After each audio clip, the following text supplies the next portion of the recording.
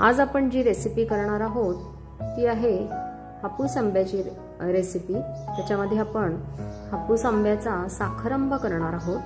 तर मी आधीच काय केलं आहे, आंबे जे आहे ते स्वच्छ धुवून घेतलेले आहेत। धुतल्यानंतर ते कोरड्या फडक्याने किंवा नॅपकिनने छान स्वच्छ पुसून घेतलेले आहेत। त्यानंतर चॉपिंग पॅड पूर्ण कोरडा करून घेतला आणि सुरी देखील धुवून पूर्ण कोरडी करून घेतली व त्यानंतरच ते आंबे जे आहेत त्याचं पूर्ण साल काढून घेतलं आणि मग छान चौकोनी त्याचे तुकडे करून घेतलेले आहेत। आता ह्याच्यामध्ये बाटा जो आहे त्याचा जो गर आहे तो काही मी टाकलेला नाहीये, त्याचा घरामध्येच आंब्याचा रस करून खाऊन संपवलेला आहे, पण जे तुकडे केलेले आहेत चौकोनी ते मात्र घेतलेले आहेत। आता इथे जे पातेलं दिसतं आहे तर जेवढे हे आंब्याचे तुकडे आहेत किंवा जेवढा हा आंबा आहे तेवढीच आपल्याला साखर घ्यायची आहे।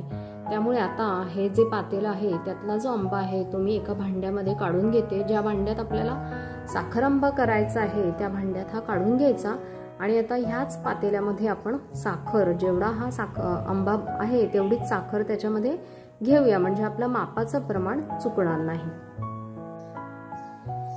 भांड्यामध्ये मी साखर तेवढीच घेतलेली आहे जेवढा आंबा आहे। अर्थात हे भांड आंब्याने थोडंसं ओलं होतं त्यातच मी साखर घेतलेली आहे, कारण की तो गर देखील वाया घालवायचा नव्हता। आंब्यावरती मघाशीच मी 3-4 लवंगा देखील टाकलेल्या होत्या, त्या तशाच ठेवून द्यायच्या आहे। आता आपल्याला साखर त्या गरामध्ये किंवा तुकड्यांमध्ये मिक्स करून घ्यायची आहे आणि मग बारीक गॅसवर ठेवायचे। पहा, मी याच्यामध्ये कढईमध्ये हे जे आंब्याचे तुकडे आहेत ते टाकून घेतलेले आहेत। आता ह्याच्यामध्ये आपण ही जी साखर आहे ही आत्ताच या वेळेलाच टाकून घ्यायची आहे। ही सगळी आतून जी साखर आहे लागलेली देखील व्यवस्थित काढून घ्यायची आहे। आणि आता आपल्याला काय करायचं, गॅस जो आहे तो पूर्ण बारीक ठेवायचा। आधी आपण हे मिक्स करून घ्यायचंय। सगळं छान मिक्स करून झाल्यानंतरच आपल्याला गॅस ऑन करायचा आहे। त्याच्यामध्येच आपले लवंगा देखील पडलेले आहेत, तर हे सगळी साखर अगदी छान मिक्स करून घेऊया आपण आणि मग त्यानंतर आपल्याला गॅस चालू करायचा आहे। आणि गॅस आपण जो चालू करणार आहोत तर तो गॅस आपल्याला मोठा करायचा नाहीये, मध्यम आचेवरच ठेवायचा आहे। कारण मोठा जर केला तर त्यातली जी साखर आहे ती करपण्याची शक्यता असते। त्यामुळे मध्यम आचेवरती हे मिश्रण जे आहे ते आपल्याला सुरुवातीला मध्यम आचेवर ठेवायचं आहे आणि जसं हे मिश्रण थोडंसं पातळ व्हायला सुरुवात झाली की मग मात्र आपला जो गॅस आहे तो पूर्ण आपल्याला बारीक करायचा आहे। आता ही मगाशी मी कढई जी आहे ती थोडीशी गरम करून घेतल्यामुळे हे मिश्रण लगेचच छान मिक्स झालेलं आहे। आता मी काय करते आहे, गॅस ऑन करते आहे। आता 1-2 मिनिटासाठी मी गॅस मोठा ठेवलेला आहे। आता आपल्याला 1-2 मिनिटं झाले की गॅस लगेचच मध्यम आचेवर किंवा बारीक आचेवर ठेवायचा आहे। सुरुवात आहे म्हणून मोठा चालू शकतो 1-2 ते 3 मिनिटासाठी, त्यानंतर मध्यम आणि मग त्यानंतर पूर्ण बारीक करून ठेवायचा। आणि कुठल्या स्टेजला, म्हणजे बराच वेळ हा आटणं महत्वाचं आहे, तर कुठल्या स्टेजला हे थांबवायचं हे आपण नंतर बघूया। पहा, जेव्हा अगदी सुरुवात होती त्यावेळेला मी गॅस पूर्ण बारीक केलेला होता, कारण की साखर लगेच करपू शकते। पण 2 ते 3 मिनिटांनी जसं ते मिक्स व्हायला सुरुवात झाली त्यावेळेला थोडा पातळ रस झाला, त्यावेळेला गॅस मी मोठा केला। आता मोठा केल्यानंतर साधारण 3 ते 4 मिनिटं मोठ्या गॅसवर ठेवल्यानंतर मी आता पुन्हा गॅस पूर्ण बारीक केलेला आहे। कारण आता जर तुम्ही बघाल की मोठ्या स्टेजला ठेवलं तर इतक्या भरभर उकळ्या त्याला फुटायला लागतात आणि मग कदाचित ते वरती येऊन वाहून जाण्याची देखील शक्यता असते। तर ज्या वेळेला अशी उकळी यायची स्टेज सुरू होते त्यावेळेला गॅस मीडियम करायचा किंवा बारीक करायचा।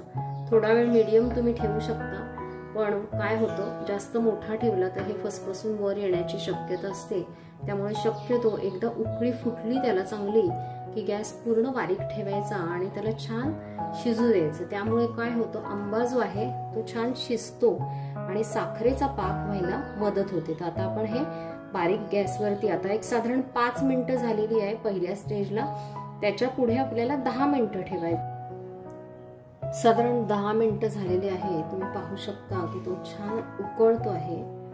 आता आपण जर बघितलं की हा जो रस आहे हा पहा, हा अतिशय पातळ दिसतोय, म्हणजे काय की आता साखर पूर्ण व्यवस्थित विरघळलेली आहे, त्यामुळे आटण्याचं काम अजून शिल्लक आहे. तर हे आटणं, ही जी साखर आहे ही थोडीशी त्याचा पाक तयार होणं खूप गरजेचं आहे. तर आता ह्या 10 मिनिटांनंतर हे पूर्ण छान पातळ झालेलं आहे. आता हा पातळपणा बघून ठेवायचा, म्हणजे मग नंतर आटल्यावरती ते कसं वाटते ते देखील तुम्हाला समजेल. आणि म्हणजे आता आपल्याला एक 15 मिनिटं बरोबर झाले, तर 15 मिनिटात फक्त ही स्टेज आहे. तर पुढे अजून किमान 10 मिनिटं तरी ठेवून देऊया बारीक गॅसवरती आणि 10 मिनिटानंतर पुन्हा एकदा बघूया. 5 मिनिटांनी मी लगेचच तुम्हाला दाखवायला घेतलेलं आहे, कारण की तुम्ही पाहू शकता की हे किती पातळ झालेलं आहे. ह्याचं कारण पहिल्या सुरुवातीचा पातळपणा होता तो साखरेचा पाक झालेला होता पातळ. आता हा पातळपणा आहे हे आंब्यातलं जे पाणी आहे ते बाहेर पडलेलं आहे. आणि आता ह्याच्या पुढच्या 5 मिनिटाच्या स्टेजमध्ये हे पाणी आटायला सुरुवात होणार आहे. याचा जो रंग आहे हा बदललेला आहे आणि आता थोडासा हा घट्ट व्हायला सुरुवात झालेली आहे. आता एक साधारण 5 ते 8 मिनिटं आपण ह्याला ठेवू. साधारण पाऊण तास झालेला आहे. आता तुम्ही पाहू शकता याचा रंगामध्ये देखील बदल झालेला आहे आणि याच्या फोडी बघा ह्याच्या छान शिजलेल्या जाणवायला लागलेला आहे. त्यानंतर ह्याला एक प्रकारची तकाकी देखील सुरू झालेली आहे. ह्याला तकाकी येणं, थोडासा तो शिजणं. आता आपण खूप जास्त आटवला तर तो प्रमाणाच्या बाहेर घट्ट होऊ शकतो. घालवून टाकूया गॅस आता आणि हा छान थंड होण्यासाठी ठेवून देऊया. ह्याच्यावरती आपण झाकण ठेवून देऊया आणि पूर्ण थंड झाल्यानंतरच आपल्याला बरणीमध्ये भरून ठेवायचं आहे.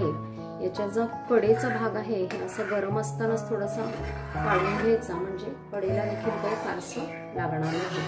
आता हा आपला तयार झालाय, ह्याच्यावर आपण झाकून ठेवून देऊया. पहा, तुम्ही पाहू शकता आता आपण हे साधारण 3 ते 4 तास उलटून गेलेले आहेत. आता त्याचा तुम्ही रंगही पहा किती छान डार्क आलेला आहे आणि त्याचा घट्टपणा मिळेल. जसं हे थंड होतं तसं हे छान घट्टही होतं. तर आता आपलं हे छान साखर आंबा हा आपला तयार झालेला आहे. आता इथे मी काचेची बरणी घेतलेली आहे. ही छान धुवून स्वच्छ पुसून कोरडी करून घ्यायची आहे. जमल्यास ऊन दाखवलं तरी हरकत नाही किंवा सुक्या नॅपकिनने छान पुसून घ्यायचं आहे. आता हा साखर आंबा याच्यामध्ये आपण भरून घेऊया. पण हा याच्यामध्ये भरून घेऊया, अगदी व्यवस्थित भरूया. शक्यतो बाहेर सांडणार नाही ह्याची काळजी घेत हा व्यवस्थित साखर आंबा भरून घेऊया. एखाद्या छोट्या बाटलीमध्ये रोजच्या वापरासाठी ठेवून द्यायचा. मी काय करते, ही बरणी जी आहे ना ही फ्रीजमध्येच ठेवते, म्हणजे मग खराब होण्याची, बुरशी लागण्याची अजिबात शक्यता राहत नाही आणि छान अगदी वर्षापेक्षा जरी पुढे गेला तरी तो छान टिकून राहतो, त्याला काहीच होत नाही. आणि रोज वापरताना एखाद्या छोट्याशा बरणीत आपण काढून ती देखील फ्रीजमध्ये ठेवायची, म्हणजे रोजच्या वापराला, साठवणुकीच्या वापराच्या बरणीचा त्रास होत नाही. तर आपण ही छान आता भरून घेऊया. तर पहा मंडळींनो, आपण हा साखर आंबा कसा करायचा आहे बघितलेला आहे. अशा पद्धतीनं मी हा छान भरून घेतलेला आहे आणि हा अगदी छान टाईट झाकण ह्याचं लावून घेतलेलं आहे आणि हा मी फ्रीजमध्येच ठेवून देते, त्यामुळे टिकण्याची काही मला भीती नसते. आणि अर्थात आपण छान आटवून घेतलेलं आहे त्यामुळे अगदी छान टिकतो तो. आणि याच्यामध्ये कुठलंही प्रिझर्वेटिव्ह टाकलेलं नाहीये आपण, त्यामुळे खाताना देखील काही म्हणजे घाबरण्याची गरज नाहीये. तर आपण कितीही हा खाऊ शकतो. हा ब्रेड बरोबर जाम म्हणून आपण ह्याचा वापर छान करू शकतो. पोळीशीही हा सुंदरच लागतो. तर सगळ्यांना अगदी ही सोपी साधी रेसिपी आवडली असेल अशी आशा करते. तर करून पहा, खाऊन पहा, चाखून पहा. तर पुन्हा एकदा नवीन व्हिडिओमध्ये भेटूया. तोपर्यंत धन्यवाद.